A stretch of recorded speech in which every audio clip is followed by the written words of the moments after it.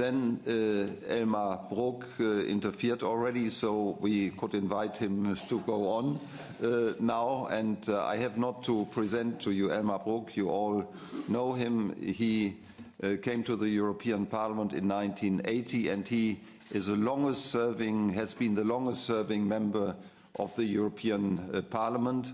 I only achieved to be here for 35 years. Elmar was here for 39 years, but I have a small advantage. I started in the beginning in 79, so we are in a way equal. But Elmar, you will always be, and I think for all of us during our lifetime at least, the longest serving member of the European Parliament. And Elmar Brok participated, if I remember correctly, in all intergovernmental conferences since the first election of the European Parliament. And the European Union would not be so what it is with its institutional development if Elmar Brok would not have been in the intergovernmental conferences, and he shared the EPP group in the convention, and we really have to thank him what he has done for the European Union and for the unity of our continent. So, Elmar, I invite you to speak to us. It's really a privilege to have you with us, and you have the floor. Please, Elmar. Ja, Hans-Gert, herzlichen Dank. Thank you very much, Hans-Gert. I'm going to speak in German, seeing as I'm allowed to do so.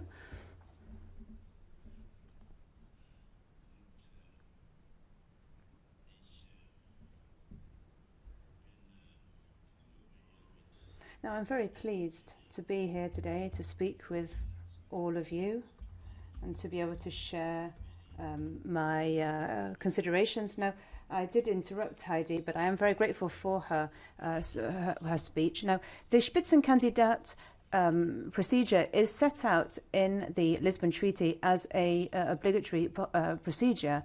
It's a question of the transnational lists, and well, we've always had issues with finding majority in the European Parliament. I don't think we should make this a condition. The Spitzenkandidat procedure, well, what happened has been actually partly the fault of the Parliament, because they couldn't agree upon a single candidate. We can't blame Macron. Yeah, Macron and Sanchez, they used their groups in the Parliament to break down the procedure, but the European Parliament also allowed itself to be used. And so that's the true story behind it all.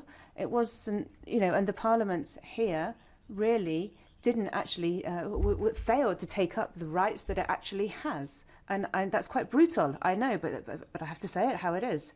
And there's no real excuse for this. The question that's been put forward today, I don't have very much time. So, well, the European Parliament, in external and security policy and foreign affairs policy, trade policy, this all fits in together.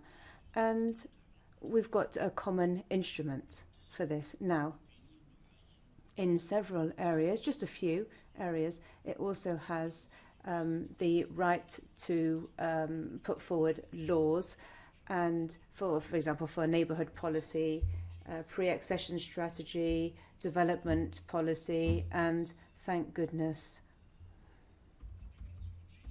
development budget,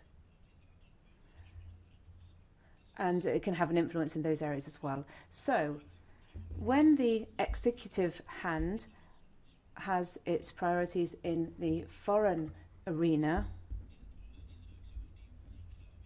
this executive has to understand that there's money involved, and that's a very important instrument that the Parliament can use.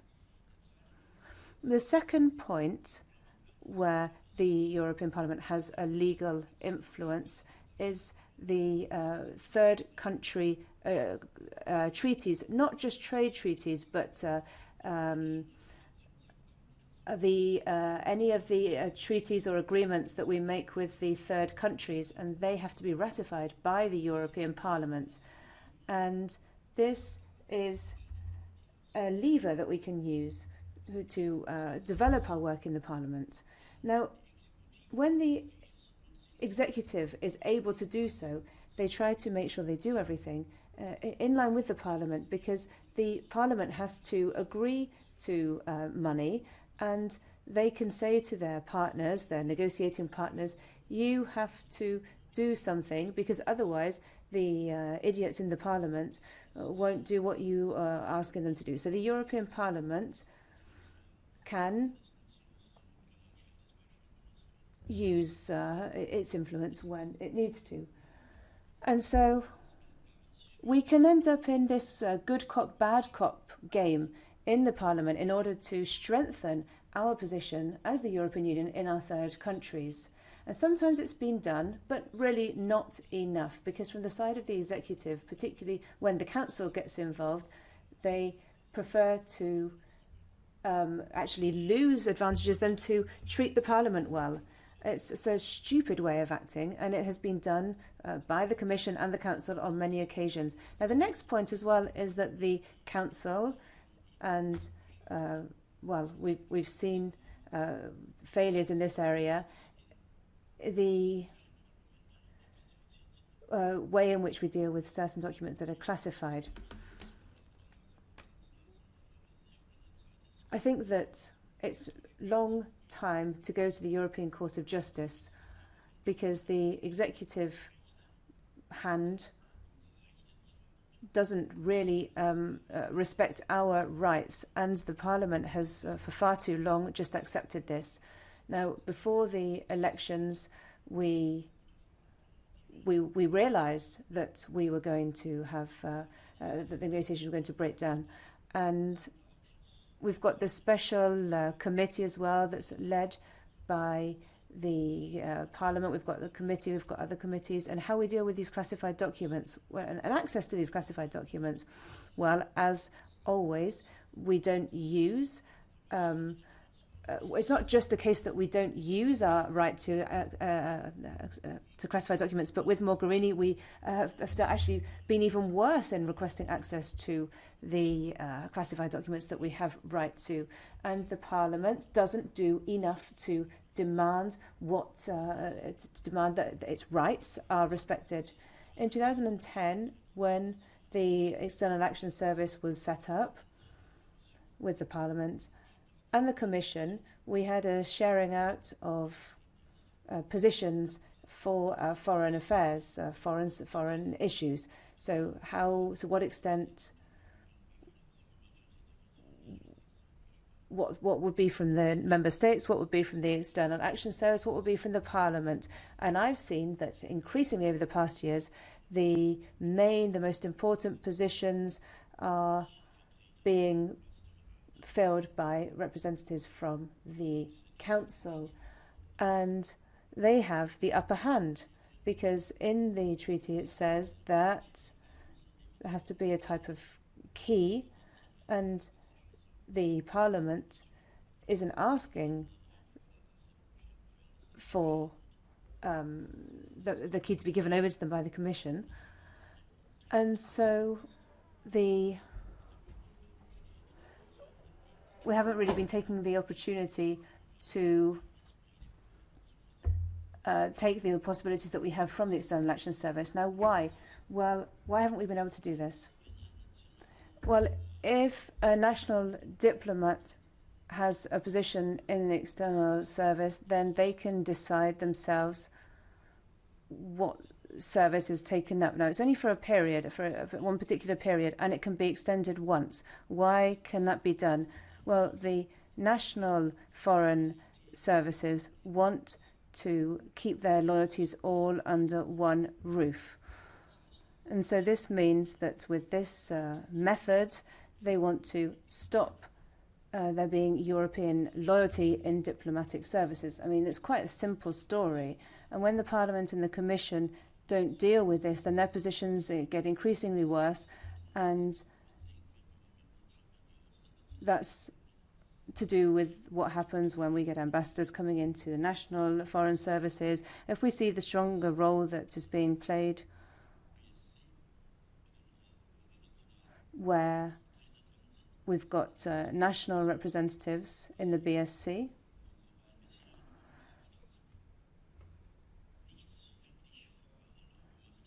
Well, nothing's really been done. Basically nothing. Basically nothing's been done in the past. The 28 or 27 ambassadors, with every press statement that's made, they have to be checked for days and days and days, and you get diplomats involved. Aren't able to make any confrontational statements, and well, everyone thinks that everything's sorted. But if people don't have the courage, these European foreign ministers, well, I'm not talking just about the High Representative, but also vice presidents of the Commission, and that's very important that we shouldn't forget that, because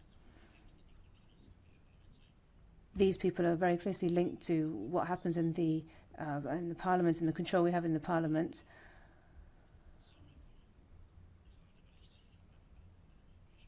And the role of reporting to the European Parliament. Well, there's also has to be clear political will coming from the Parliament in this area. Now, the question as to how this can all be used, well, I've had one positive experience with Mogherini and Iran, where the Parliament was able to play a very active role within European diplomacy. Now, when Iran was looking at all of the different roles that would be played with the revolutionaries, the government, we had a delegation from the European Parliament declaring that an agreement had to be made with the Parliament. There was a bit of a game that was being played there, and we were able to use it well. And I think that we should be able to do that in the future as well. Now, what will be happening in the future? Well, we have a situation with the multilateral structures, China and the USA, and the dramatic consequences that what's being done with them is having on foreign policy and trade. I was in Taiwan last week, and we can see there's no real Western strategy because they feel there's no West anymore. We have to understand that if we don't think of doing something in the Asian area, then we'll continue to lose influence. I mean, there's a lot of Chinese influence, but there's also a certain amount of protection.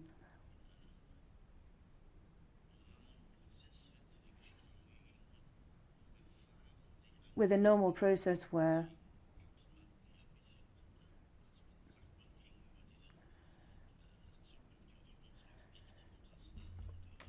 how we see a new dynamic setting up where the Chinese are taking an increasing control, and I mean, we have to think about how this all fits in with Latin America as well, and the European Parliament.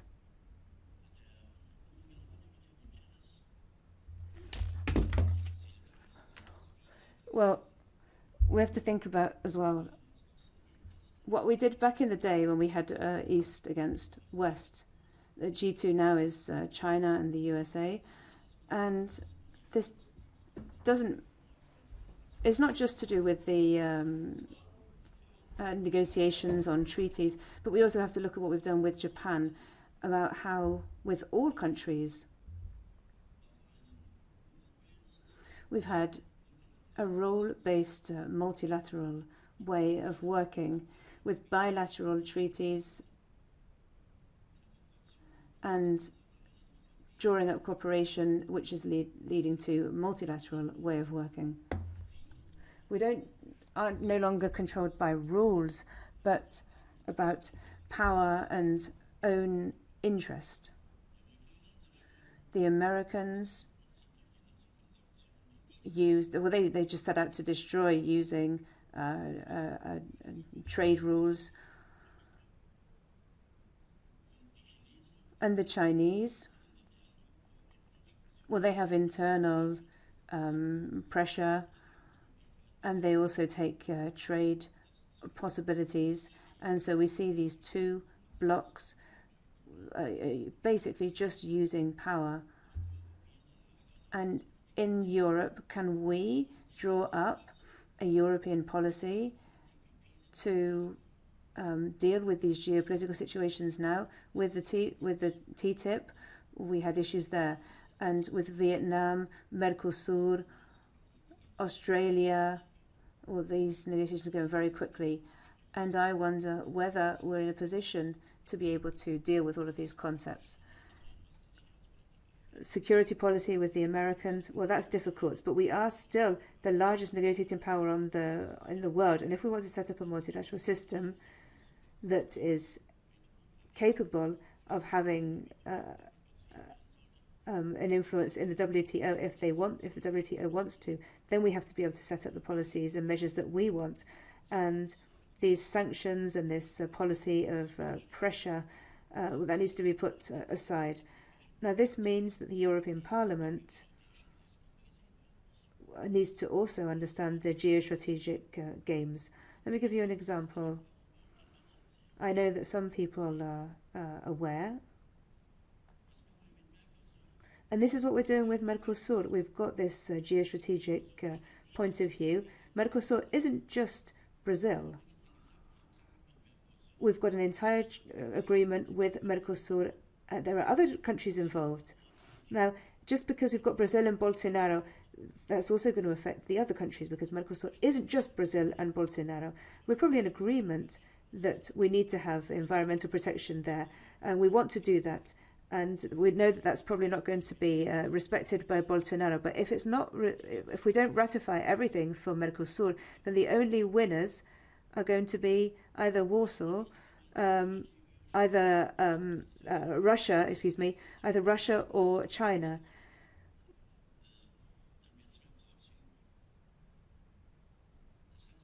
And so we need to always think of the overall. The discussions in the groups in the parliament are also taking place, and I really think that we need to be able to develop processes in parliament that can, following the Singapore judgment and the idea of Europe-only agreements, these 80-90% of all of these trade agreements and cooperation agreements should be drawn up and ratified under European law, and how that will protect us. But then with the second treaty, and how that would have to pass through national parliaments,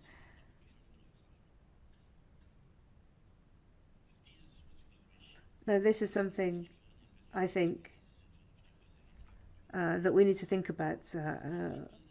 We can see that we're not talking about a unanimity procedure. We're talking about how we can have more power in all of these policies. Now, I think something is moving. I do have the impression that Borrell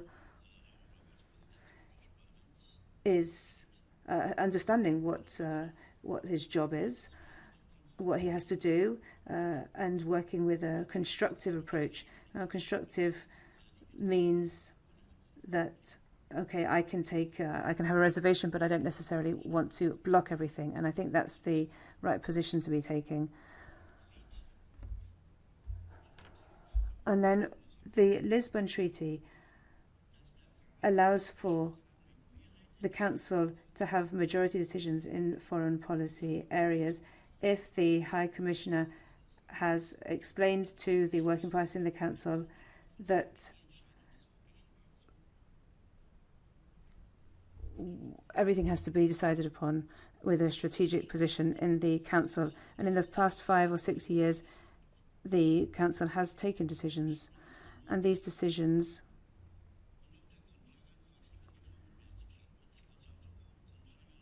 can be made based on these ideas that they have coming out from the Council. Now, Mrs. Mogherini has taken other decisions in the past, and I think that these approaches are important, and this is an idea that we have to take on in the Parliament as well, and in the reform process. We can do everything without actually making changes to the treaties. Everything that we've been talking about can be done without making changes to the treaties. And I could give you more examples. Inner and external policy,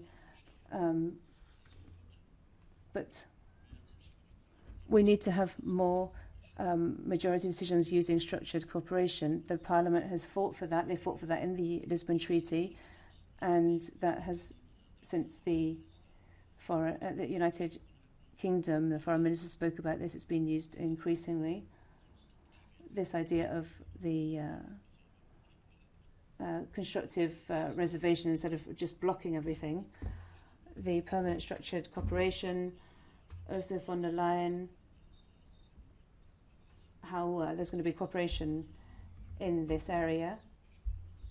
Well, this was all put forward by the European Parliament to deal with the new dimensions and an increasing European view of the world. Now, this is, of course, an issue of European policies. Konrad Adenauer, the German Chancellor, in 1956, in a speech in Brussels with the Catholic associations, he said that 100% vote from American and European interests won't actually happen, that this should be complementary to transatlantic cooperation. The European and American sides need to develop certain competencies. This was back in 1956. And I think that we've got some good bases there for the European Parliament to have room for manoeuvre in the way in which we can have parliamentary influence on foreign and development policy. Thank you very much.